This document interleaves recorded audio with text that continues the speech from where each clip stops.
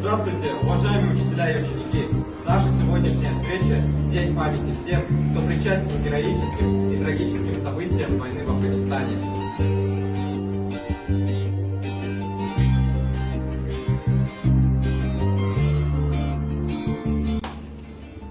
На этой доске один из наших героев, Магазиев Максут Маратович, родился 11 декабря 1958 года в городе Алма-Ата.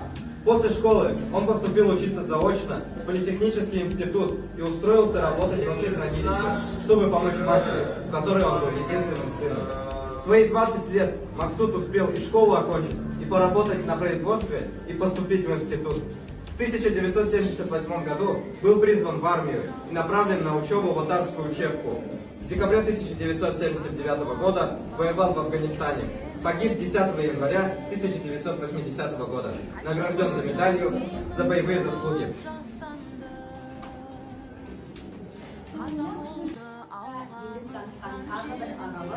Авдеев Ербол Дәулетұлы 1960 жылы 29 қаңтарында Қаскелең ауданы Кемертоған ауылында дүниеге келген.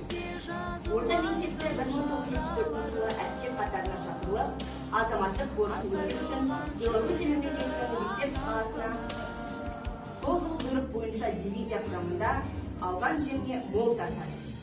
Жүрек түбінде ертеңі күген деген үміт орнын жетелеген ол, сарбаздармен Баграм әуежайына қонып, қызған соғыстың ортасына түсіп, талай жан түршігерлік жағдайларды басынан өткен. Әрі қарай Кабул қаласында ірі қақтығыстарды басынан өткізген.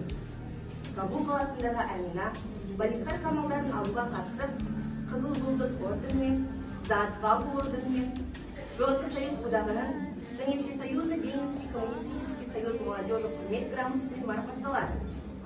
Аудандық ауған соғысы ардагерлері ұйымы төрағасының орынбасары қызметін атқарды.